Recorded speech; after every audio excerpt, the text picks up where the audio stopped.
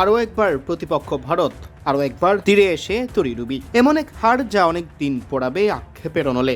অনূর্ধ্ব-19 বিশ্বকাপে নিজেদের প্রথম ম্যাচে ভারতের বিপক্ষে জিততে হেরে গেছে বাংলাদেশ।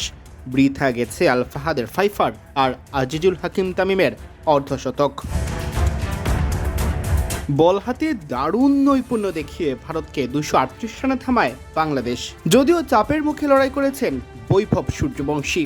বাংলাদেশের অধিনায়ক আজিজুল হাকিম তামিম প্রথমে ফিল্ডিংয়ের সিদ্ধান্ত নিলে বৈভবকে নিয়ে ইনিংসের সূচনা করেন ভারতীয় অধিনায়ক আয়ুষ মাহাত্রে। তবে 12 বলে 6 রান করে তৃতীয় ওভারে সাজ করে ফেরেন আয়ুষ। পরের বলে বেদান্ত ত্রিবেদীকে গোল্ডেন ডাকের স্বাদ দিয়ে ওভার সম্পন্ন করেন ফাইফার পাওয়া আল ফাহাদ। এরপর বিহান মালহোত্রাকে নিয়ে রানের চাকা সচল রাখার চেষ্টা করেন সূর্যবংশী।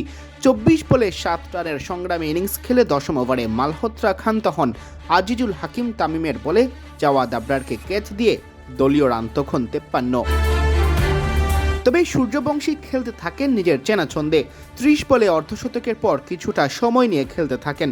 শেষ পর্যন্ত 67 বলে 72 রান করে ফেরেন সাজ করে। কানশিক চৌহান 26 বলে 28 রান করে থেমে গেল। অভিজ্ঞান কুন্ডু 112 বলে 80 রান করেন।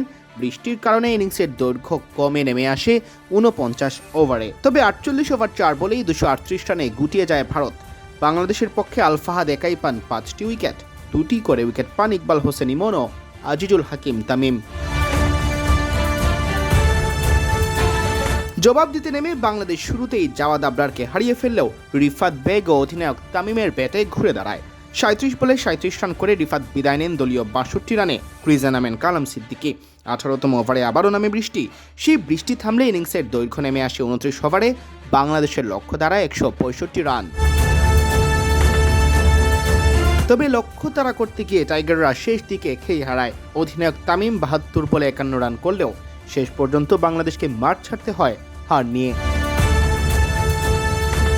সিয়াম চৌধুরী, বিডি ক্রিক টাইম।